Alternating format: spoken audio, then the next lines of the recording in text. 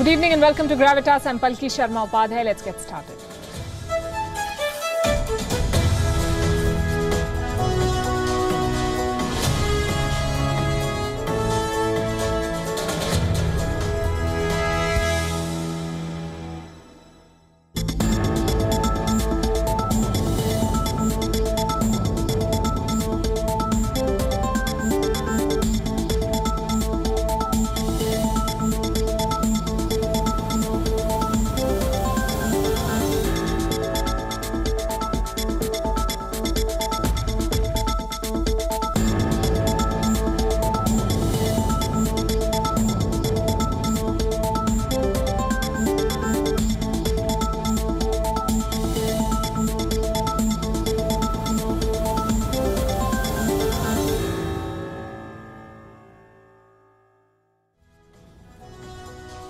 What was a tug-of-war has turned into a full-blown battle. WhatsApp has gone to court. It has sued the government of India. It has called India's new law unconstitutional, a breach of the fundamental right to privacy.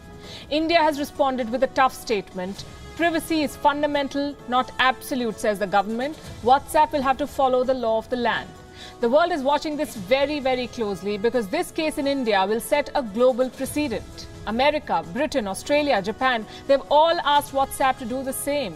Trace the source of a message, the origin of a message. India too is asking for the same thing, but WhatsApp says this violates privacy. Governments say it's a question of national security. So now the courts will decide. Meanwhile, WhatsApp, playing an advocate of privacy, is a bit rich. It is the same company that says accept the new privacy policy or leave the platform. The debate is complex. The stakes are very high. India is WhatsApp's biggest market. On Gravitas tonight, we'll break this up for you. Also on the show, the lab leak theory is gaining more traction. From governments to scientists, everyone is demanding a second probe into the Wuhan outbreak. We'll tell you what China says. Did UK Prime Minister Boris Johnson plan to get infected with the Wuhan virus on live television to prove it's nothing? His top aide gives an explosive testimony on the disastrous response of his government. Australia is hit by mice plague. The rodents are everywhere. The government has declared a war on the tailed army. We'll tell you who's winning. And WION is expanding. The pandemic put pressure on our teams. It also forced us to innovate. Soon we'll be bringing you live shows from across 35 cities across the world. We'll tell you all about our new plans. We begin as always with Gravitas Global Headlines. Storm surges inundated villages in eastern India after a powerful cyclone moved inland from the Bay of Bengal, damaging thousands of mud homes and killing at least one person. Cyclone Yas packed gusts of up to 140 kilometers per hour as it made landfall days after another storm tore up the western coast. Authorities said more than 1 million residents had been moved to safety.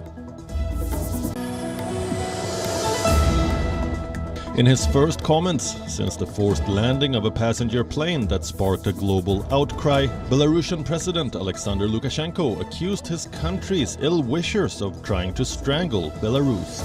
Lukashenko defended the country's handling of the incident and accused those who criticized the action of crossing red lines and abandoning common sense. The White House touted the U.S. reaching a new milestone in vaccinations, with 50% of adults becoming fully vaccinated. Earlier this month, U.S. President Joe Biden said he wanted 160 million U.S. adults vaccinated by July 4th. We are on track to reach our goal to have enough doses being delivered. Meanwhile, European Commission President Ursula von der Leyen said that the EU aims to vaccinate 70% of its adult population by the end of July. India's External Affairs Minister S. Jaishankar meets UN Chief Antonio Guterres in New York. Effective global vaccine solutions to tackle the pandemic and regional challenges in India's neighborhood figured prominently in talks. Jaishankar is also scheduled to meet senior officials in the Biden administration in his 5-day U.S. trip. South Sudan's National Task Force on COVID-19 is sending back 72,000 doses of AstraZeneca to the COVAX facility for use in other countries before the doses expire. Sudan's health ministry says it decided to return the doses after discussions with the World Health Organization, citing expiration concerns. In a series of assaults on media persons, a Pakistani journalist known for his criticism of the armed forces has been attacked by unknown assailants outside his home in Islamabad. Asad Alitur, who is also a YouTuber, was tied, gagged and severely beaten outside his home. Pakistan's information minister has ordered the Islamabad police chief to probe the matter. South Africa's former leader Jacob Zuma pleaded not guilty to corruption, fraud, racketeering and money laundering charges relating to the then equivalent of nearly $5 billion arms deal when he was deputy president. Zuma says he is a victim of a politically motivated witch hunt by a rival faction of the ruling African National Congress. This year's biggest full moon, known as the Super Flower Blood Moon, was seen in the early hours of the day over parts of the western United States. The May full moon is known as the Flower Moon as it occurs when spring flowers are in bloom, and it features the first total lunar eclipse in more than 2 years. An official partner of the Tokyo Olympics has called for this summer's games to be cancelled due to the COVID-19 pandemic. Japanese newspaper Asahi Shimbun says that the games will pose a risk to public safety and further strain an already overburdened health system. Several polls have indicated that the majority of the Japanese population want the games cancelled. However, if such a step is taken, a study suggests that it would cost Japan $17 billion.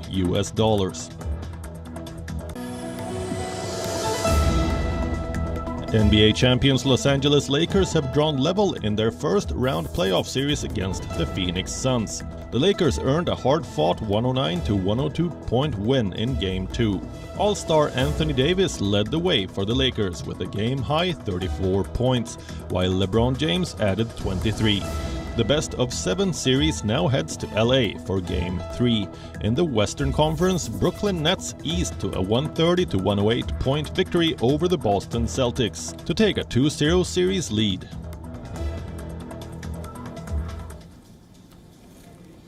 New infections are slowing down in India. New cases have dropped in many cities, but in some states the surge is still on. On Tuesday, more than 200,000 cases were reported. It was on this day that India also conducted the highest number of tests. In the last 24 hours, more than 2.2 million people tested positive in India. There is a worrying surge in Kerala and Tamil Nadu. On Monday, Kerala recorded almost 30,000 cases. Tamil Nadu had more than 34,000 new cases. What about active cases? India now has less than 2.5 million active cases. They fell by almost 100,000 yesterday. Close to 25 million people have recovered so far. Almost 300,000 people have turned negative on Tuesday.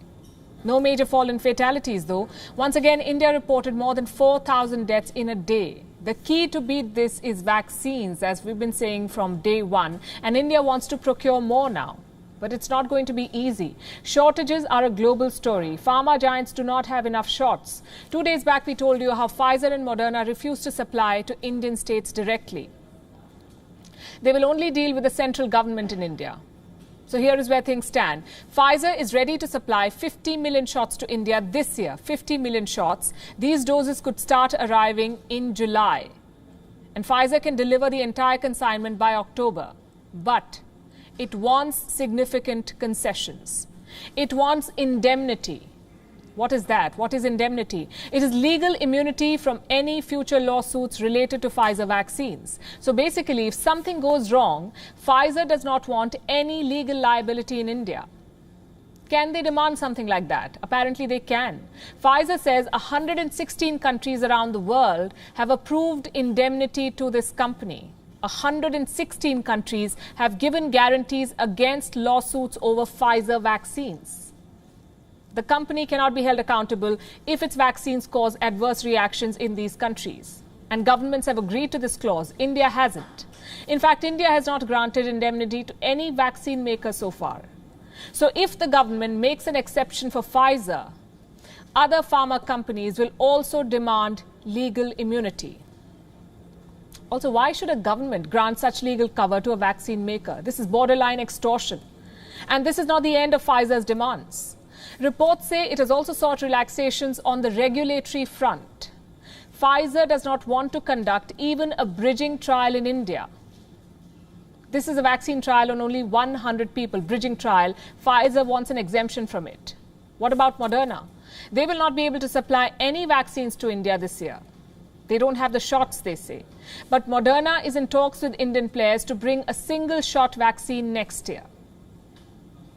So going by most estimates, India will have to wait to procure more vaccines. And while the need is urgent, we say this cannot be fulfilled by surrendering to pharma giants.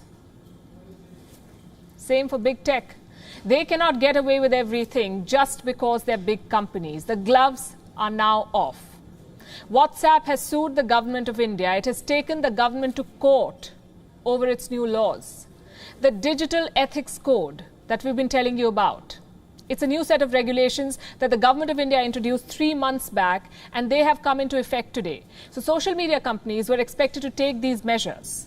The deadline has passed, but the companies have not acted. They were supposed to appoint compliance officers in India. Instead, they have gone to court. WhatsApp, which is owned by Facebook, has moved the Delhi High Court. And it has made some serious charges against the government.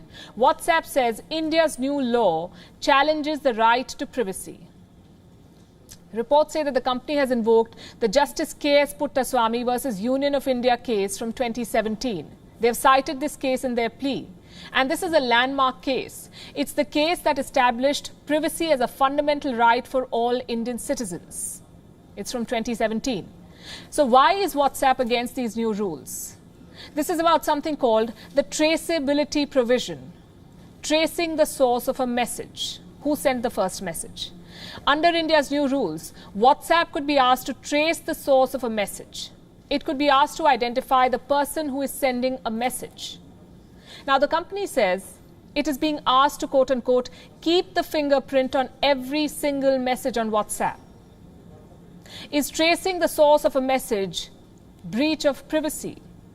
Or is it a way to identify the source of fake and misleading information? The jury is still out.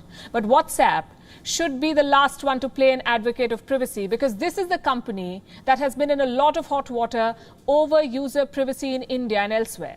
They themselves have been accused of undermining privacy. You might remember this notification, the one that asked users to accept the new privacy policy of WhatsApp. It triggered a backlash. WhatsApp is still defending itself in court over this. And now it is preaching the government on privacy. In January, WhatsApp lost millions of users because of its new privacy rules. It wanted to share user data with Facebook, which is its parent company. The government of India asked WhatsApp to withdraw this new policy. The matter is now in court, and WhatsApp is the subject of an antitrust investigation. So the company is taking a shot at redemption, it seems, by challenging India's new rules to govern big tech. WhatsApp says that to trace the source of a message, they will have to break end-to-end encryption. This encryption is like a lock. It's something that companies promise to assure their users that they are not reading their messages. If anything on the internet is end-to-end encrypted, it basically means that only two sides can read the message, the one that is sending it and the one that is receiving it. Nobody in between. WhatsApp says it will have to break this lock, this end-to-end encryption, to follow India's new law. And that will be a breach of user privacy. WhatsApp has written a blog post today. It talks about the demand for traceability, and it calls it, and I'm quoting, it calls this demand a new form of mass surveillance. So in effect, WhatsApp says the government of India is asking it to conduct, quote unquote, mass surveillance. What is the government's response? It's a strong statement. India says it respects the right to privacy. It is fundamental, but it's not absolute. The government says the new rules are in public interest and they follow the laws of the land. Allow me to quote from this statement. It is from India's IT Minister Ravi Shankar Prasad. And he said, and I'm quoting, "None of the measures proposed by India will impact the normal functioning of WhatsApp in any manner whatsoever. And for the common users, there will be no impact." Then he goes on to say, as per all established judicial dictum, no fundamental right, including the right to privacy, is absolute and it is subject to reasonable restrictions. The right to privacy is not absolute. No right is. It is subject to reasonable restrictions. India is not the only country, by the way, that has demanded traceability. Information on the source of a message. To trace the source of a message. In October last year, the United Kingdom, the United States, Australia, Japan and India signed a statement. It called on big tech to provide governments with a backdoor that would allow them to read messages. So why do governments want this power? For national security reasons, they say. They want to be able to stop any potential security threats, like terrorist activities. In recent years, terrorists have used secure messaging apps to plan attacks and to recruit more members. But technology companies have turned down demands from governments. So far, this was a tug of war. Now the battle has reached a court of law. And the case in India is the first of its kind, which is why the world is watching this very closely. Also because India is the biggest market for WhatsApp. It has more than 400 million users in India. Indians exchange more WhatsApp messages than people in any other country on this planet. So what does WhatsApp want from this lawsuit? It is looking for two key outcomes. Number one, WhatsApp wants the court to declare traceability unconstitutional, meaning the government cannot demand the source of a message and that it's unconstitutional. And number two, WhatsApp employees in India should not face criminal action if they do not comply with the law of the land. At the same time, the company also says that it wants to work with the government of India to find some middle ground without affecting user privacy. Can WhatsApp have it both ways? Suing the government and also seeking middle ground? Well, we'll have to see how this case plays out. It will set a precedent for every messaging app, WhatsApp, Signal, Telegram, you name it. This verdict, the verdict in this case, will affect everyone who uses a smartphone today. And we'll be watching it very closely for you. Here's a story that's growing bigger by the day. The lab leak theory on the origins of the pandemic. It is once again being taken seriously both by scientists and politicians alike. New calls are being made to probe the source of this virus. And leading these calls is the United States of America. It's like a deja vu moment.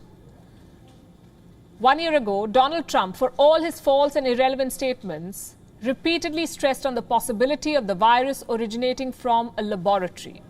But his assertions were treated with the same skepticism as his other conspiracy theories. Now, a new president is in the White House, and similar assertions are being made, and everybody from health experts to the media to lawmakers is taking it seriously. On Tuesday, the US Health Secretary called upon the world to launch a second phase of investigation. He said that international experts should be allowed to independently assess the source of this virus. Does the World Health Organization agree? Well, some experts do, like Marion Koopmans, a WHO virologist who was part of the delegation that spent 4 weeks in China looking for the source of the virus. She says that a follow-up is needed, another visit to gather more inputs on the origins of the disease. So where do things stand and where are they headed? Will there be another investigation? Who will lead it? The WHO or independent experts? And above everything else, will China agree to a second investigation?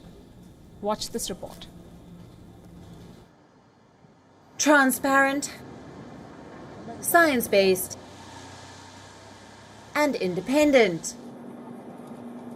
This should be the basis of a probe into the source of the Wuhan virus. This is what the Biden administration says as it pushes for Phase 2 of the COVID Origins probe. Good afternoon. Phase 2 of the COVID Origins study must be launched with terms of reference that are transparent, science-based, and give international experts the independence to fully assess the source of the virus and the early days of the outbreak. It's a significant step. The trigger was a news report based on US intelligence files. A report which shows that researchers at the Wuhan Virology Lab had fallen sick as early as November 2019. Then came an acknowledgement. America's biggest infectious disease expert admitted that he was not convinced the virus was natural. The people who've investigated say it likely was the emergence from an animal reservoir that then infected individuals, but it could have been something else, and we need to find that out. It could have been anything, but the question is, how are we ever going to find out? In January, a WHO team spent 4 weeks in China trying to find the source. The evidence they relied on was given by Chinese officials. They returned with more questions than answers. The findings suggest that the laboratory incident hypothesis is extremely unlikely and to explain the introduction of the virus into the human population. But not everybody at the WHO agrees with the findings. Part of the delegation to Wuhan was this scientist, Marion Koopmans, a Dutch virologist who serves on the scientific advisory board of the WHO. Ms. Koopmans has backed fresh efforts to find the source. In a significant statement, she has said a follow-up trip could be helpful to gather on the origins of the disease, but should be separate from any by authorities in Beijing. But can any investigation happen without China dictating the terms? For a transparent and independent probe to take place, China first has to acknowledge itself as the source. Beijing has spent the last 18 months wiping off evidence and silencing whistleblowers. And the very possibility of a second probe has rattled China. The Chinese Foreign Ministry has come up with a new theory. It wants America to open the Fort Detrick base near Washington and wants the WHO to probe what it calls an unexplained respiratory illness from July 2019. If the United States of America really wants full transparency, then it should, like China did, invite WHO experts to visit the US and investigate and open up Fort Detrick military base as early as possible, as well as all the biolabs the US has around the world. It's a déjà vu moment on multiple levels. There's new evidence on the lab leak theory. There's a renewed push for an investigation. And there's China, secretive and abrasive as it ever has been, countering every question on the virus's origins with a new theory. Bureau Report, WION World is One.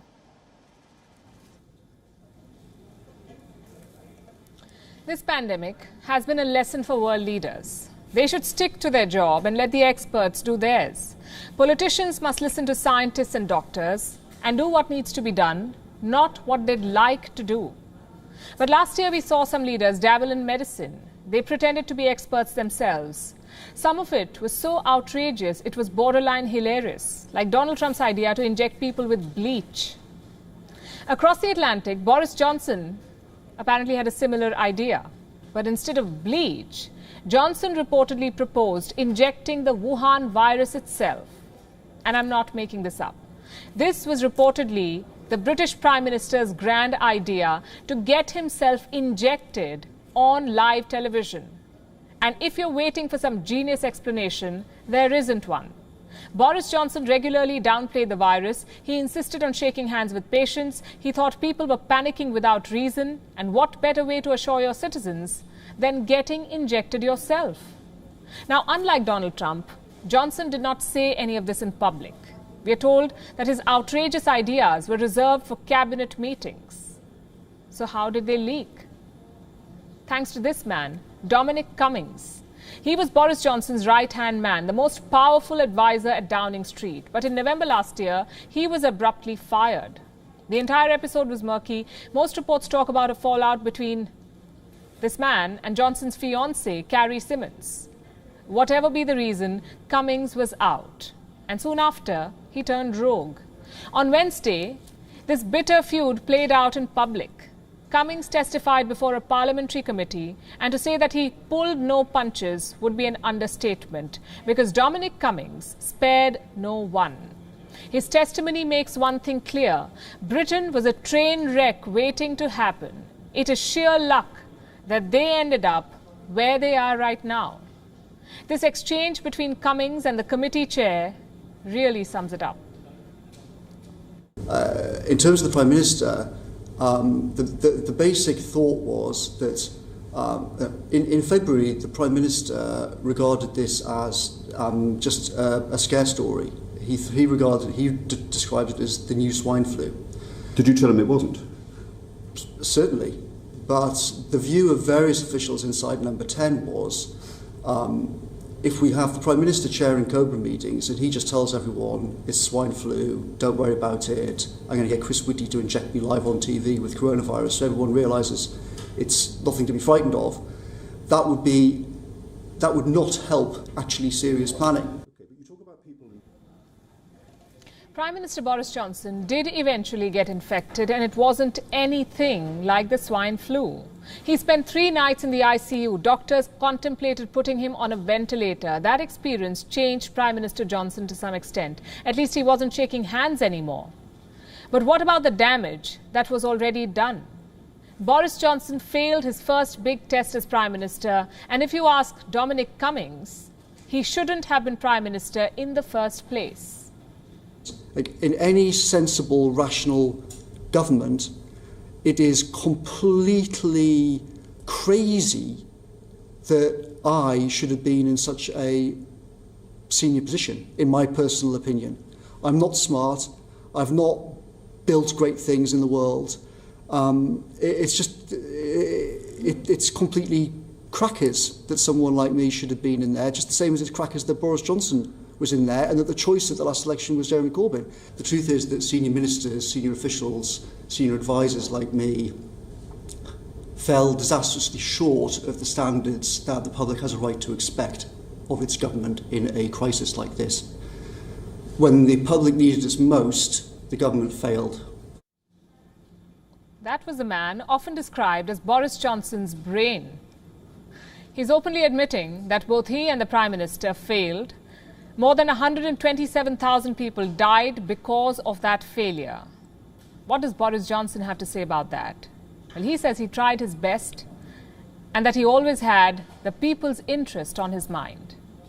The handling of this pandemic has been one of the most difficult things this country has had to do for a very long time. And none of the decisions have been easy. To go into a lockdown is a traumatic thing for a country.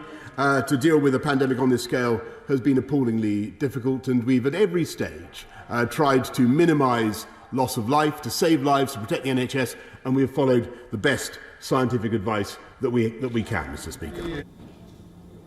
But this doesn't answer the important questions. Did Johnson actually suggest getting infected on television? Did he delay announcing a lockdown? Did the Health Secretary repeatedly lie to the British public? It is easy to lose sight of these questions, especially now with things returning to normal in Britain. But if world leaders played trial and error with people's lives, the least they can demand is the right to know. After months of a bitter dispute over delays in vaccine delivery, the European Union has finally taken AstraZeneca to court. This company was once the pillar of the EU's vaccine rollout. It is now fighting a legal battle with the same bloc. And this is the ultimate story of a relationship going bad. The repercussions will be felt by every party involved, because this vaccine is being used and produced around the world. First, some context. The EU and AstraZeneca have been at odds for months now, all the way back to March, when 16 European Union nations suspended the AstraZeneca shot over increasing reports of blood clots. Then in the month of April, the European Medicines Agency confirmed a possible link between the AstraZeneca vaccine and the rare blood clots being reported. This led to more suspensions, with some EU nations restricting the use of AstraZeneca. We're now in the month of May, and the European Union has now sued AstraZeneca over delays in vaccine delivery. How did a dispute on vaccine safety turn into a logistical battle? The answer is a mix of business and politics. I'll begin with the business. You see, EU nations had suspended the shot, but they were still receiving the doses because the contract they had signed had not ended. Some countries were receiving the doses and supplying them abroad. Some were using them at home with restrictions in place. Last year, the European Union and AstraZeneca had signed a $1 billion agreement to supply vaccines for the next 3 years. How many total doses did the contract mention? 400 million. How many doses were expected by the end of the first quarter of this year? 120 million. How many doses has AstraZeneca delivered so far? Only 30 million. How many doses are still pending? 90 million. And when again does the deadline end? Next month, mid-June. These numbers are at the crux of this legal battle. The European Union says the shortfalls in vaccine delivery have hampered its efforts to inoculate the bloc. It wants AstraZeneca to deliver the remaining 90 million doses before July or face financial penalties. AstraZeneca denies having failed in its obligations. It has called the lawsuit unfounded. It claims to have warned the European Union well in advance about the delays. According to their lawyer, the EU had been informed about the delays as early as the month of February and has expressed surprise that the bloc waited 2 months to take the matter to court. Now, this was the business angle of the story. Now let's turn to the political dimension. The European Union is also accusing AstraZeneca of favouring the United Kingdom in its deliveries. What's their explanation behind this charge? The fact that AstraZeneca developed its vaccine in association with UK-based Oxford University. The European Union says it is because of this association that the vaccine maker seamlessly delivered jabs to the UK and defaulted significantly on the pledges made to Europe. Questions are being raised on the contract itself. The EU says the contract it signed with the vaccine maker promised 2 things. 1, ensuring deliveries to EU using production facilities both in the EU and UK. And 2, an assurance from AstraZeneca that it had no other contracts which might get in the way of fulfilling its commitments. But in the contract with the United Kingdom, the EU says, and I'm quoting again, AstraZeneca appears to have promised the UK priority for the first X million doses using production facilities in the EU as well as the UK. Now, this doesn't add up. What does AstraZeneca have to say about this? The company has said that the contract was never binding and that it only committed to making, quote unquote, the best reasonable efforts in delivering the doses. The matter, as we said, has reached the court. Lawyers from both sides are making their points. The first hearing took place on Wednesday morning. The second one is scheduled for Friday. We'll be following this case too. They say elections are an exercise in democracy. Well, not in Syria. Under President Bashar al-Assad, elections are an exercise in futility, an elaborate drama to rubber stamp his dictatorship whenever we report on elections. We talk about opinion polls and candidates. No need for that, any of that in Syria. It's Bashar al-Assad all the way. He's set to win another 7-year term in office. What does this mean for the people of Syria, and why is Assad even bothering to hold an election in the first place? Our next report tells you.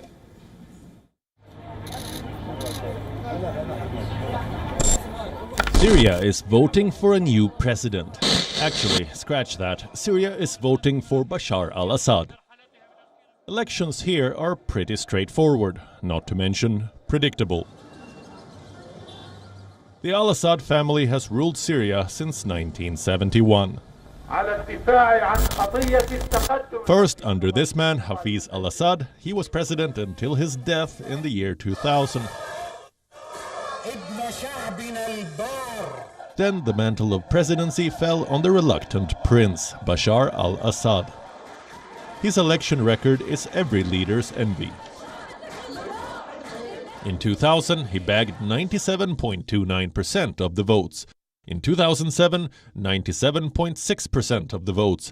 2014 was a poor show, just 88.7%. These numbers tell you the story. Elections are stage-managed in Syria. Assad's opponents are political nobodies. There is effectively just one choice, Assad himself. So why hold these elections at all? To retain the pretense of democracy. To tell the world Syria is back on track. The United States, Britain, France, Germany and Italy have denounced the election. They say it's neither free nor fair. But Assad is not looking for validation from the West. He says their opinion has zero value. As a state, we do not care at all about such statements from Western countries. But more important than what the government says or does not say is what the people say. I think what we have seen during the past few weeks was the enough and clear answer to all of those people, and it tells them that the value of your opinions is 0 and your value is 10 zeros.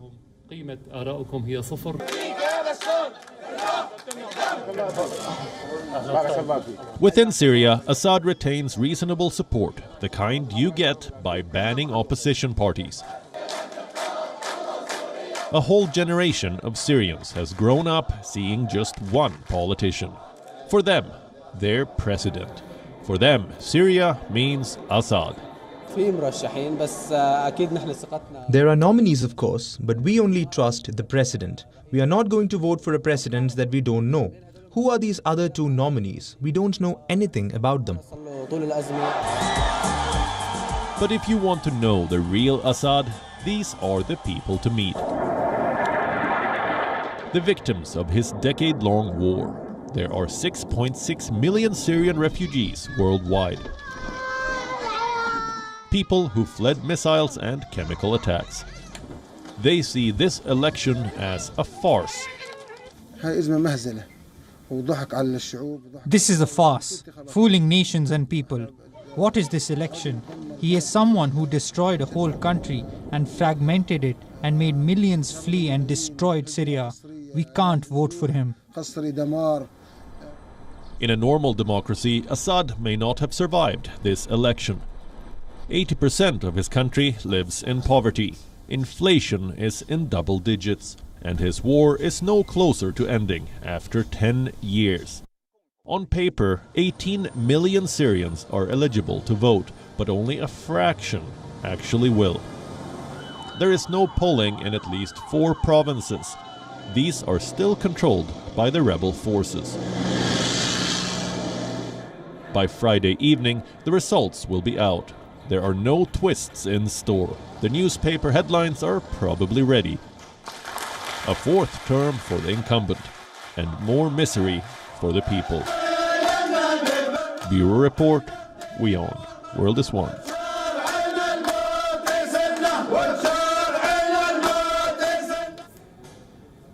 In October last year, China, an authoritarian state, was elected to the United Nations Human Rights Council.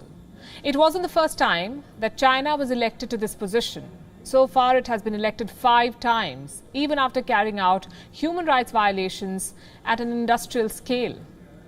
China has kept its seat at the highest human rights body in the world. How did they do it? Clout. In recent years, China has been gaining power in the United Nations system. Now, a report by Indian think tank Gateway House has revealed the extent to which China has spread its tentacles within the United Nations. Take a look at this assessment. China is present at all critical international agencies, not just as a member, but in a leadership position.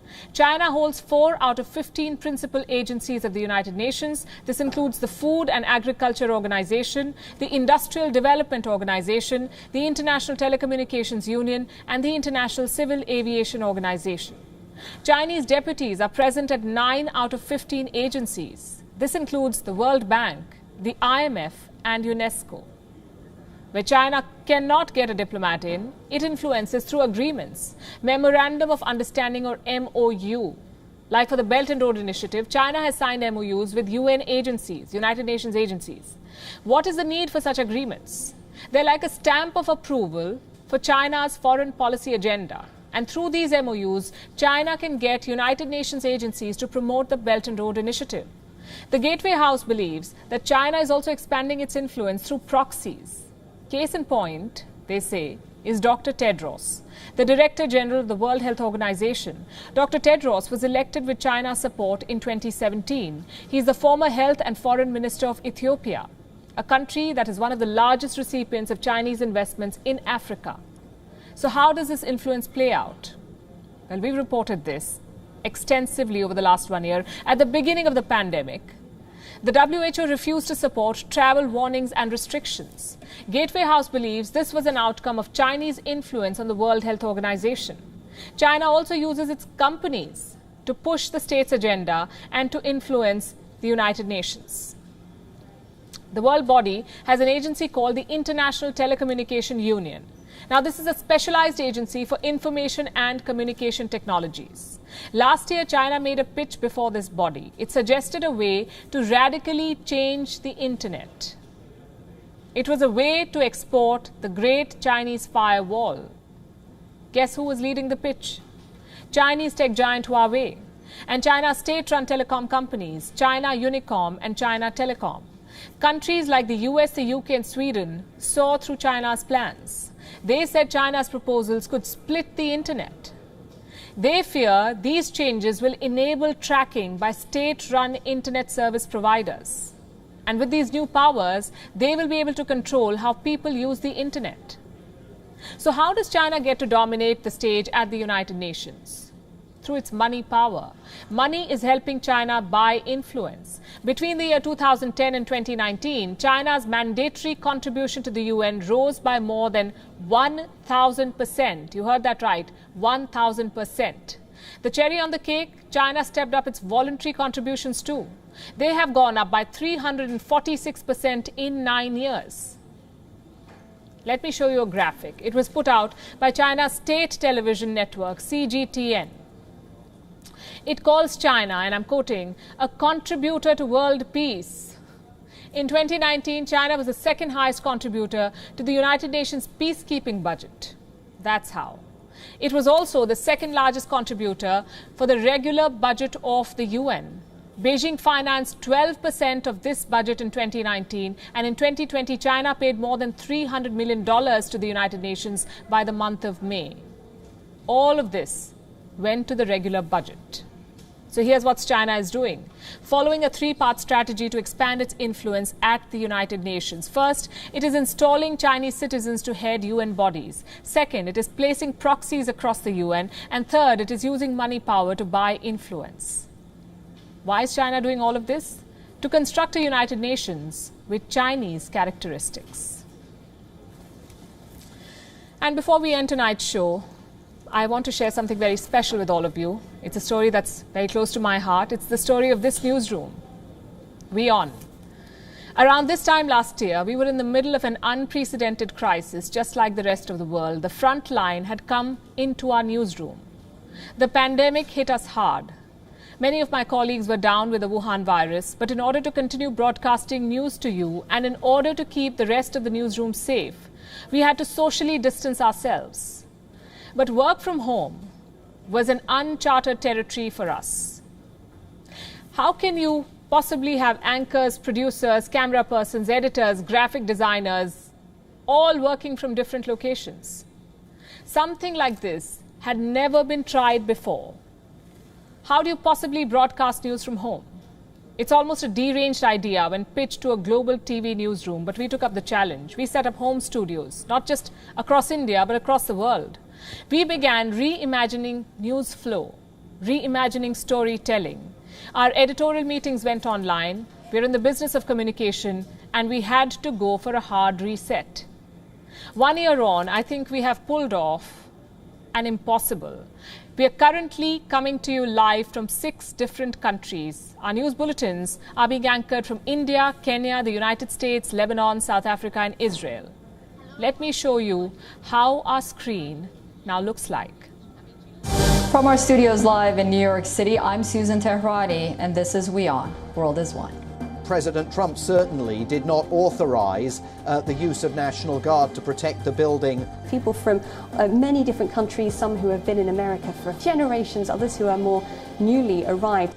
So what Joe Biden has tried to do is definitely try to frame the election as a referendum on the president's handling of the pandemic. Hello, I'm Jodie Cohen, broadcasting from Jerusalem. You're watching WION, World is One. There is a sense that authorities are beginning to run out of ideas. The second and third waves of COVID-19 hit Europe very, very hard. Tokyo's 7-day average has actually fallen. Over a week ago, it was over 800 new cases a day. 200 community drugstores due to be included over the next 2 weeks. Hello and welcome. You're watching WION World is One with me, Alison Lagrange, coming to you live from Durban, South Africa. President Muhammadu Buhari says this latest attack on school children will be the last to occur in Nigeria. It doesn't matter who is looking for power now, but the fact that it's not going more on attracting humanitarian issues. You're watching WION News coming to you live from Nairobi, Kenya. I'm Eric Nzoka. You're watching WION World is One. I'm Reddy Francis, coming to you live for this newscast from Beirut, Lebanon. President Putin has said that people have a right to express their opinion in Russia. It's a huge blow for what remains of the pro-democracy movement here in Hong Kong.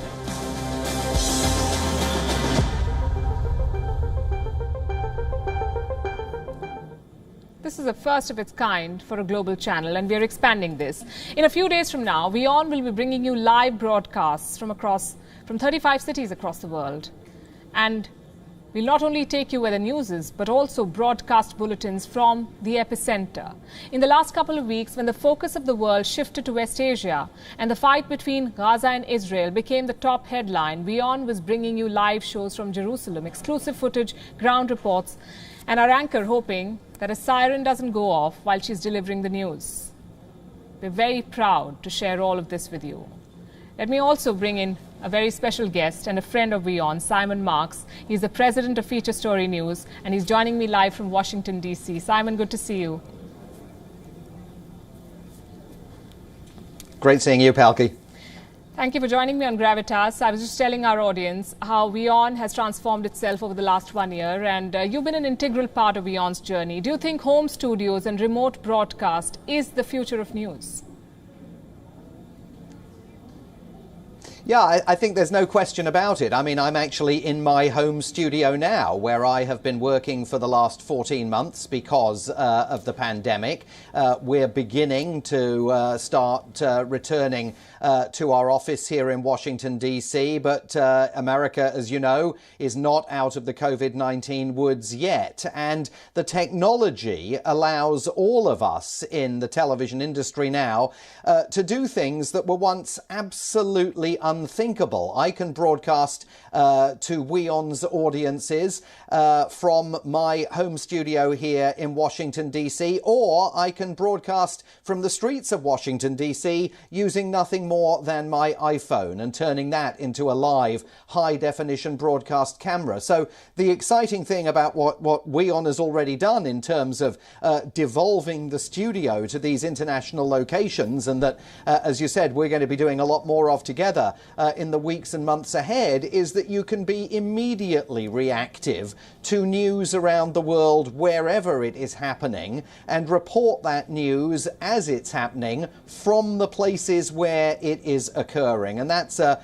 very liberating thing. You know, radio has always operated like that because radio has always been produced with far less complicated technology than we have to use in television. Well, now guess what? Television can be produced in a much more lightweight fashion as well, and sometimes it can literally be done with nothing more than an iPhone. And taking the broadcast to where the story is, to where the news is indeed, as you said, liberating. Your agency, Simon, has championed home studios.